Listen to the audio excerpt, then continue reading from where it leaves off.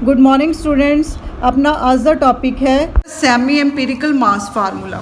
बहुत important topic है। देखो सेकेंड चैप्टर बेटा सारा ही इंपॉर्टेंट है। लिक्विड ड्रॉप मॉडल हो गया, सैमी एम्पीरिकल मास फार्मूला हो गया, उस तो बाद फरदर तुसी शैल मॉडल पढ़ोगे। इन्हां दियां की लिमिटेशनस ने, की इन्हां सारियां दियां एजम्पशनस ने, वो ये सारा कुछ ही इंपॉर्टेंट है। तो सैमी एम्पीरिकल मास फार्मूला की है, देखो ਹੁਣ ਅਸੀਂ ਪ੍ਰੀਵੀਅਸ ਚੈਪਟਰ ਦੇ ਵਿੱਚ ਸਟੱਡੀ ਕੀਤਾ ਸੀਗਾ ਬਾਈਂਡਿੰਗ એનર્ਜੀ ਦਾ। ਬਾਈਂਡਿੰਗ એનર્ਜੀ ਉਹ એનર્ਜੀ ਸੀ ਜਿਹੜੀ ਨਿਊਕਲੀਅਸ ਚੋਂ ਅਗਰ ਨਿਊਕਲੀਓਨਸ ਤੁਸੀਂ ਕੱਢਣੇ ਨੇ ਤਾਂ ਤੁਹਾਨੂੰ ਪ੍ਰੋਵਾਈਡ ਕਰਨੀ ਪਊਗੀ। ਐਕਚੁਅਲੀ ਜਿਹੜੀ ਉਹ ਬਾਈਂਡਿੰਗ એનર્ਜੀ ਹੈ, ਉਹ ਬਾਈਂਡਿੰਗ એનર્ਜੀ ਫਰਦਰ 5 ਟਾਈਪਸ ਦੀ એનર્ਜੀ ਦਾ ਸਮ ਹੈ। 5 ਟਾਈਪਸ ਦੀ એનર્ਜੀ ਦਾ ਸਮ ਹੈ।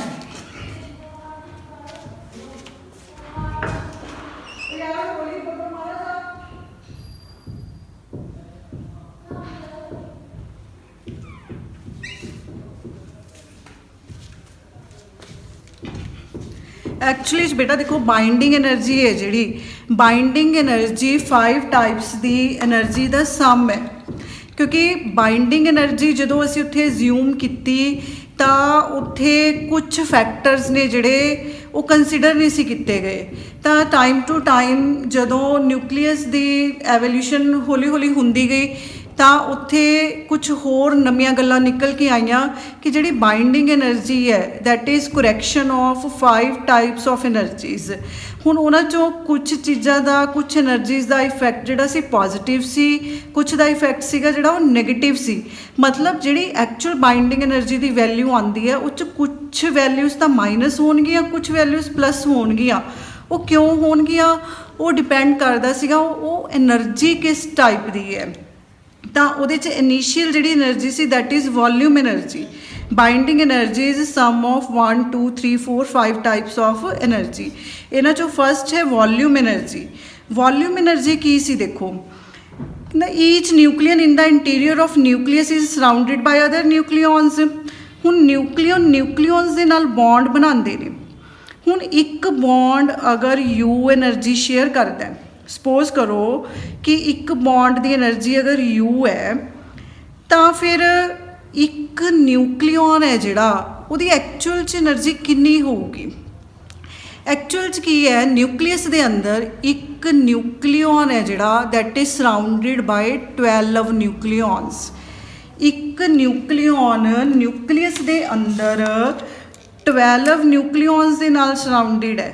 4 ये बेटा फ्रंट ते हुंदे ने, 4 ये बैक साइड ते हुंदे ने, 8 4 ये इस तरह अगे पिछे हुंदे ने। तो ये 12 न्यूक्लियॉन्स के नाल सराउंडिड हुंदा है। इहदा मतलब 12 बॉन्ड बन गए। इहदा मतलब 12 यू एनर्जी होगी। एनर्जी कितनी होगी? 12 यू होगी। इहदा मतलब एक न्यूक्लियॉन कितनी शेयर करता है? एक न्यूक्लियॉन कितनी एनर्जी शेयर करता है? एक न्यूक्लियन एनर्जी शेयर करूँगा 12 इंटू यू बाय 2, मतलब 6 यू। ईच इंटीरियर न्यूक्लियन, क्योंकि बेटा ये बॉन्ड जी एनर्जी शेयर करनी है वो 2 ने शेयर करनी है। 12 न्यूक्लियन हो गए।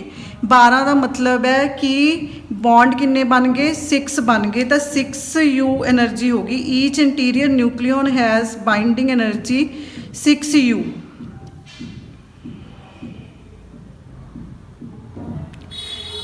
If A is the nucleons, अगर टोटल न्यूक्लियॉन्स ए ने तो टोटल फिर बाइंडिंग एनर्जी कितनी हो जूगी?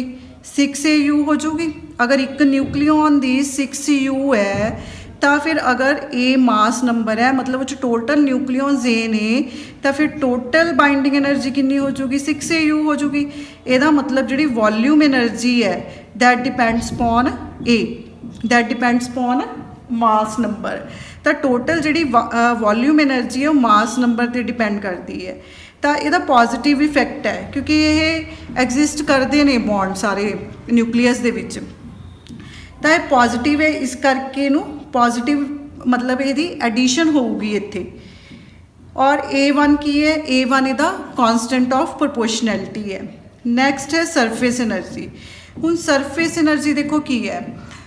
हुण सपोज करो कि आप कोई इंटीरियर न्यूक्लियॉन देख रहे हैं, कोई अंदर जिहड़ा बिल्कुल इनसाइड है, ਉਹਦੀ ਆਪਣੇ ਆਲੇ ਦੁਆਲੇ ਤਕਰੀਬਨ ਸਭ ਦੇ ਨਾਲ ਇੰਟਰੈਕਸ਼ਨ ਹੋਊਗੀ। ਬਟ ਜਿਹੜਾ ਹੁਣ ਨਿਊਕਲੀਓ ਨਾਲ ਸਰਫੇਸ ਤੇ ਪਿਆ, ਇਹਦੀ ਇੱਧਰ ਤਾਂ ਇੰਟਰੈਕਸ਼ਨ ਹੈਗੀ ਹੈ, ਬਟ ਇੱਧਰ ਤਾਂ ਕੋਈ ਪਾਰਟੀਕਲ ਨਹੀਂ ਹੈ ਇਹਦੇ ਇਸ ਸਾਈਡ ਤੇ। ਇਹਦਾ ਮਤਲਬ ਕਿ ਜਿਹੜੇ ਸਰਫੇਸ ਤੇ ਨਿਊਕਲੀਓਨਸ ਪਏ ਨੇ ਉਹਨਾਂ ਦੀ ਇੰਟਰੈਕਸ਼ਨ ਜਿਹੜੀ ਹੈ ਉਹ ਘੱਟ ਨਿਊਕਲੀਓਨਸ ਦੇ ਨਾਲ ਹੈ। ਦੈਟ ਮੀਨਸ ਕਿ ਫਿਰ ਇਹ ਜਿਹੜਾ ਕੁਛ એનર્ਜੀ ਦਾ ਪਾਰਟ ਹੈ ਇਹ ਸਾਨੂੰ ਫਿਰ ਮਾਈਨਸ ਕਰਨਾ ਪਊਗਾ। ਦੁਬਾਰਾ ਦੱਸ ਰਹੀ ਹਾਂ ਬੇਟਾ, ਮੈਂ ਦੇਖੋ ਅਗਰ ਕੋਈ ਇਨਸਾਈਡ ਨਿਊਕਲੀਓਨ ਹੈ, ਜਿਸ ਤਰ੍ਹਾਂ ਆਪਾਂ ਉਰੇ ਕਹਿ ਰਹੇ ਸੀਗੇ ਕਿ ਇੱਕ ਨਿਊਕਲੀਓਨ ਦੀ 12 ਦੇ ਨਾਲ ਇੰਟਰੈਕਸ਼ਨ ਹੈ, ਜਿਹੜਾ ਇਨਸਾਈਡ ਵਾਲਾ ਉਹਦੀ ਤਾਂ 12 ਦੇ ਨਾਲ ਹੋ ਜੂਗੀ ਇੰਟਰੈਕਸ਼ਨ, ਪਰ ਜਿਹੜੇ ਸਰਫੇਸ ਤੇ ਪਏ ਨੇ ਉਹਨਾਂ ਦੀ 12 ਦੇ ਨਾਲ ਇੰਟਰੈਕਸ਼ਨ ਨਹੀਂ ਹੋਊਗੀ, ਉਹਨਾਂ ਦੀ ਇੰਟਰੈਕਸ਼ਨ ਘੱਟ ਨਿਊਕਲੀਓਨਸ ਦੇ ਨਾਲ ਹੋਊਗੀ। ਇਹਦਾ ਮਤਲਬ ਕਿ ਜਿਹੜਾ ਅਸੀਂ ਉਰੇ ਵੋਲਿਊਮ એનર્ਜੀ ਦਾ ਸਾਰਾ ਕਨਸੈਪਟ ਦੇਖ ਰਹੇ ਹਾਂ, ਇਹ ਤਾਂ ਸਾਰੇ ਪਾਰਟੀਕਲਸ ਨੂੰ 12 ਮੰਨ ਕੇ ਹੀ ਚੱਲ ਰਿਹਾ ਕਿ ਸਭ ਦੀ 12 ਦੇ ਨਾਲ ਹੈ, ਤਾਂ ਫਿਰ ਇੱਥੇ ਕੁਝ ਪਾਰਟ ਜਿਹੜਾ ਹੈ ਉਹ ਸਾਨੂੰ ਸਬਟਰੈਕਟ ਕਰਨਾ ਪਊਗਾ। ਤਾਂ ਉਹ ਸਰਫੇਸ એનર્ਜੀ ਕਿਸ ਤਰ੍ਹਾਂ ਕੈਲਕੂਲੇਟ ਹੋਊਗੀ? ਸਰਫੇਸ એનર્ਜੀ ਕਹਿੰਦਾ since number of nucleons on the surface depends upon surface area. ਹੁਣ ਸਰਫੇਸ ਤੇ ਕਿੰਨੇ ਨਿਊਕਲੀਓਨਸ ਪਏ ਨੇ ਉਹ ਡਿਪੈਂਡ ਕਰਦਾ ਕਿ ਸਰਫੇਸ ਏਰੀਆ ਕਿੰਨਾ ਹੈ। ਤਾਂ ਇਹਦਾ ਮਤਲਬ ਬਾਈਂਡਿੰਗ ਸਰਫੇਸ એનર્ਜੀ ਜਿਹੜੀ ਹੈ ਪ੍ਰਪੋਰਸ਼ਨਲ ਟੂ 4πr² ਹੋ ਗਈ। ਉਹਦਾ ਸਰਫੇਸ ਏਰੀਆ ਕਿੰਨਾ ਹੈ? ਹੁਣ r ਜਿਹੜਾ ਹੈ ਉਹ ਸਾਈਜ਼ ਹੈ ਨਿਊਕਲੀਅਸ ਦਾ, ਉਹਨੂੰ ਅਸੀਂ r0a⁻1/3 ਵੀ ਲਿਖ ਸਕਦੇ ਹਾਂ ਫਰੋਮ ਦਾ ਪ੍ਰੀਵੀਅਸ ਚੈਪਟਰ। ਤਾਂ r ਦੀ ਵੈਲਿਊ ਇੱਥੇ ਕਿੰਨੀ ਹੋਗੀ? r0² a⁻2/3। ਇਹ ਸਾਰਾ ਪ੍ਰਪੋਰਸ਼ਨਲਿਟੀ 'ਚ ਮਰਜ ਹੋ ਗਿਆ, a⁻2/3 ਬਣ ਗਿਆ। ਤਾਂ ਇਹ ਬਾਈਂਡਿੰਗ ਸਰਫੇਸ એનર્ਜੀ ਹੈ ਜਿਹੜੀ ਕਿ ਸਾਨੂੰ ਸਬਟਰੈਕਟ ਕਰਨੀ ਪਊਗੀ with negative sign and constant as। ਇਹ ਸਬਟਰੈਕਟ ਕਰਨੀ ਪਊਗੀ ਬੇਟਾ, ਧਿਆਨ ਰੱਖਣਾ ਹੈ। ਉਸ ਤੋਂ ਬਾਅਦ ਹੈ ਨੈਕਸਟ ਹੈ ਕੂਲਮ એનર્ਜੀ। ਹੁਣ ਦੇਖੋ ਨਿਊਕਲੀਅਸ ਦੇ ਅੰਦਰ ਉਹੀ 2 ਫੋਰਸਿਸ ਆਪਣਾ ਵਰਕ ਕਰ ਰਹੀਆਂ ਨੇ, ਨਿਊਕਲੀਅਰ ਫੋਰਸਿਸ ਨੇ ਤੇ ਕੂਲਮ ਰਿਪਲਸਿਵ ਫੋਰਸਿਸ ਨੇ due to similar nature of protons. ਤਾਂ ਦੈਟ ਮੀਨਸ ਕਿ ਜਿਹੜੇ ਰਿਪਲਸਿਵ ਫੋਰਸਿਸ ਨੇ ਉਹ ਵੀ ਤਾਂ ਆਪਣਾ ਕੰਮ ਕਰ ਰਹੀਆਂ ਨੇ। ਤਾਂ ਜਦੋਂ ਬਾਈਂਡਿੰਗ એનર્ਜੀ ਕੰਸੀਡਰ ਕੀਤੀ ਗਈ ਸੀ ਤਾਂ ਕੂਲਮ ਰਿਪਲਸਿਵ ਫੋਰਸਿਸ ਨੂੰ ਕੰਸੀਡਰ ਨਹੀਂ ਸੀ ਕੀਤਾ ਗਿਆ। ਤਾਂ ਐਕਚੁਅਲੀ 'ਚ ਕੂਲਮ ਰਿਪਲਸਿਵ ਫੋਰਸਿਸ ਨੇ ਜਿਹੜੀਆਂ ਇਹ ਟੋਟਲ ਬਾਈਂਡਿੰਗ એનર્ਜੀ ਨੂੰ ਘਟਾਉਣਗੀਆਂ, ਬਾਈਂਡਿੰਗ એનર્ਜੀ ਨੂੰ, ਕਿਉਂਕਿ ਇਹਨਾਂ ਦਾ ਨੈਗੇਟਿਵ ਇਫੈਕਟ ਹੈ। ਇਹ ਬਾਈਂਡ ਨਹੀਂ ਕਰ ਰਹੀਆਂ ਨਿਊਕਲੀਅਸ ਨੂੰ, ਇਹ ਨਿਊਕਲੀਅਸ ਨੂੰ ਡਿਜ਼ੋਰਸ਼ਨ ਵੱਲ ਲੈ ਕੇ ਜਾ ਰਹੀਆਂ ਨੇ। ਤਾਂ ਇਹ એનર્ਜੀ ਵੀ ਸਬਟਰੈਕਟ ਹੋਊਗੀ ਔਰ ਇਹਨੂੰ ਕੈਲਕੂਲੇਟ ਕਰਨ ਦਾ ਦੇਖੋ ਕੀ ਮੈਥਡ ਹੈ। ਹੁਣ the loss of binding energy due to the disruption of Coulomb force may be calculated by potential energy of pair of protons। ਮਤਲਬ ਇਹ ਦੇਖਣਾ ਪਊਗਾ ਕਿ ਨਿਊਕਲੀਅਸ ਦੇ ਅੰਦਰ ਕਿੰਨੇ ਪੇਅਰ ਆਫ ਪ੍ਰੋਟੋਨਸ ਬਣ ਰਹੇ ਨੇ, ਕਿੰਨੇ number of pair of protons ਬਣ ਰਹੇ ਨੇ। ਦੇਖੋ ਹੁਣ ਜਿਵੇਂ ਸਪੋਜ਼ ਕਰੋ ਕਿ 4 ਪ੍ਰੋਟੋਨਸ ਪਏ ਨੇ, ਇਹਦੀ ਇਹਦੇ ਨਾਲ ਵੀ ਇੰਟਰੈਕਸ਼ਨ ਹੈ, ਇਹਦੀ ਇਹਦੇ ਨਾਲ ਵੀ ਇੰਟਰੈਕਸ਼ਨ ਹੈ, ਇਹਦੀ ਇਸ ਦੇ ਨਾਲ ਹੈ, ਇਹਦੀ ਇਸ ਦੇ ਨਾਲ ਹੈ, ਬਟ ਇਹਦੀ ਇਸ ਦੇ ਨਾਲ ਵੀ ਤਾਂ ਹੈ, ਇਹਦੀ ਇਸ ਦੇ ਨਾਲ ਹੈ ਇੰਟਰੈਕਸ਼ਨ। ਦੈਟ ਮੀਨਸ ਕਿ ਇੱਥੇ ਅਗਰ 4 ਪਾਰਟੀਕਲਸ ਨੇ ਤਾਂ ਉਹਨਾਂ ਦੀ ਇੰਟਰੈਕਸ਼ਨਸ ਕਿੰਨੀਆਂ ਹੋ ਗਈਆਂ? 1 2 3 4 5 6 ਇੰਟਰੈਕਸ਼ਨ ਹੋ ਗਈਆਂ।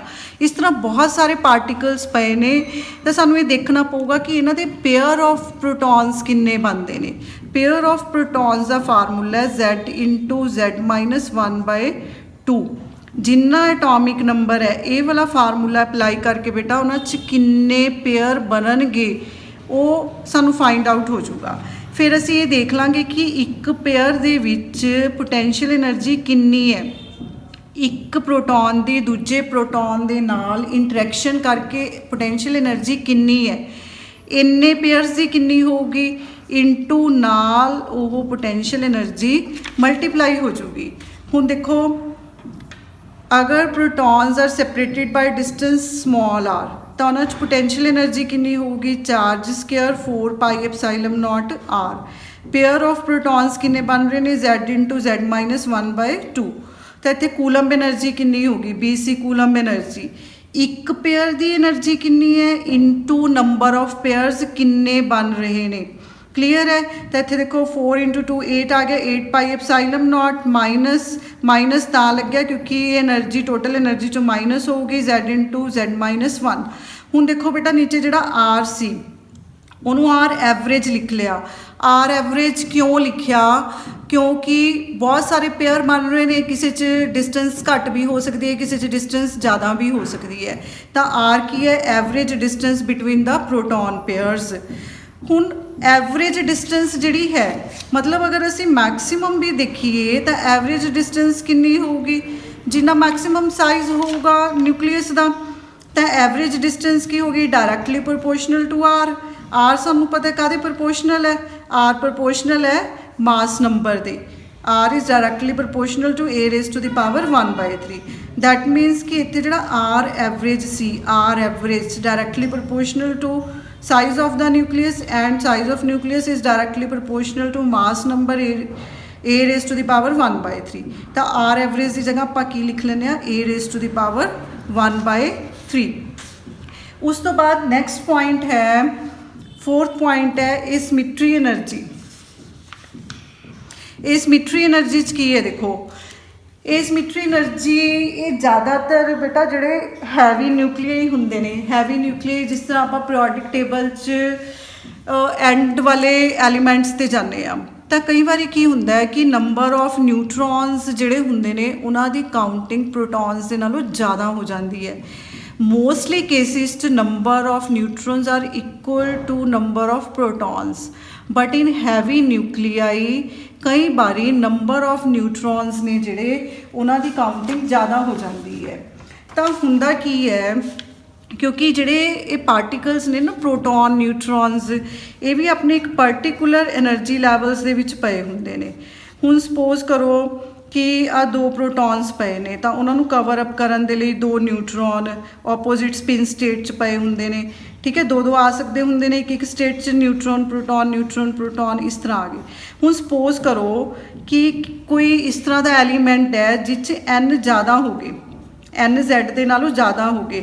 मतलब किन्ने ज़्यादा हो गए? एक्सैस नंबर ऑफ न्यूट्रॉन्स किन्ने हो गए? क्योंकि एन साडे कोल ज़्यादा ने नंबर ऑफ न्यूट्रॉन्स। किहदे तो ज़्यादा ने? एक्चुअली च N should be equal to Z. N neutron atomic number के बराबर होंगे ने, पर अगर एन ज़्यादा ने तो किन्ने ज़्यादा ने? उस असीं जैड माइनस कर देंगे, ये साडे कोल आ गए एक्सैस न्यूट्रॉन्स। हुण ये एक्सैस न्यूट्रॉन्स कित्थे जाणगे?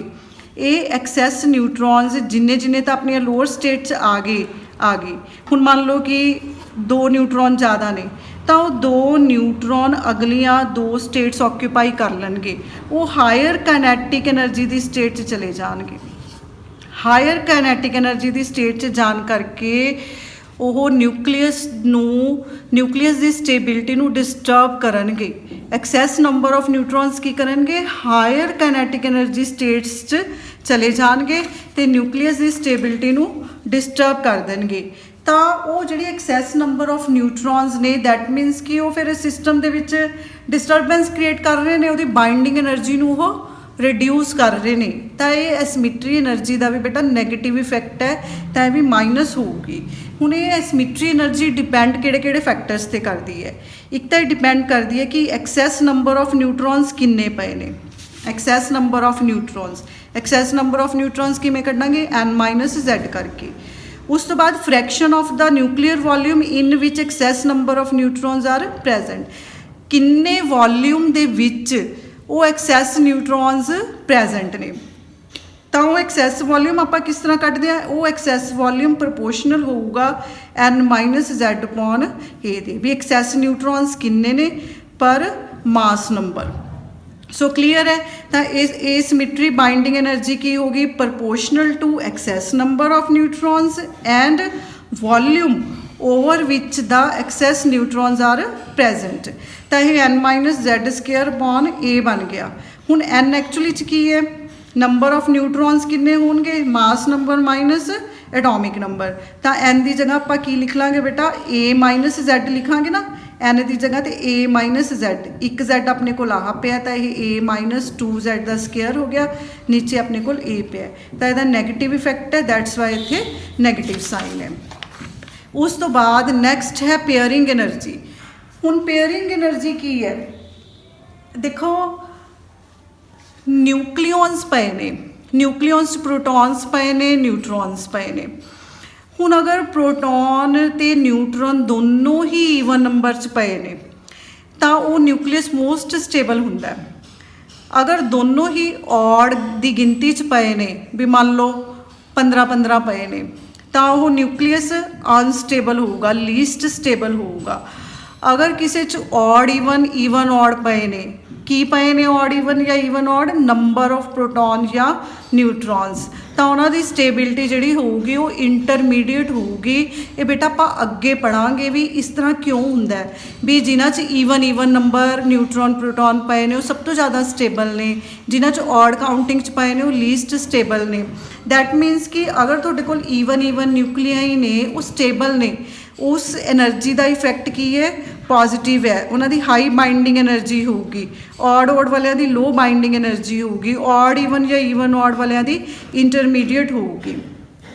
ਹੁਣ ਸਪੋਜ਼ ਕਰੋ ਇਹ ਕਹਿੰਦਾ ਮਾਸ ਨੰਬਰ ਤੁਹਾਡਾ ਈਵਨ ਹੈ, mass number is even, number of protons ਵੀ ਈਵਨ ਪਏ ਨੇ, ਉਹ 'ਚ ਨੰਬਰ ਆਫ ਨਿਊਟਰੋਨਸ ਵੀ ਈਵਨ ਪਏ ਨੇ, ਤਾਂ ਫਿਰ ਉੱਥੇ ਪੇਅਰਿੰਗ એનર્ਜੀ ਜਿਹੜੀ ਹੋਊਗੀ ਉਹ ਪਲੱਸ ਹੋਊਗੀ। ਇਹ ਸਿੰਬਲ ਹੈ ਬੇਟਾ ਪ੍ਰੋਪੋਰਸ਼ਨੈਲਿਟੀ ਸਿੰਬਲ ਹੈ ਅਪੋਨ a⁴ 3/4, ਮਤਲਬ ਆਹ ਵਾਲਾ ਜਿਹੜਾ ਆਪਣਾ ਫੈਕਟਰ ਹੈ, this factor it will be plus in the total binding energy. ਹੁਣ ਇਹ ਨਿਊਕਲੀਅਸ ਤੇ ਡਿਪੈਂਡ ਕਰੂਗਾ ਕਿ ਪੇਅਰਿੰਗ એનર્ਜੀ ਪਲੱਸ ਹੋਊਗੀ, ਮਾਈਨਸ ਹੋਊਗੀ ਜਾਂ ਜ਼ੀਰੋ ਹੋਊਗੀ।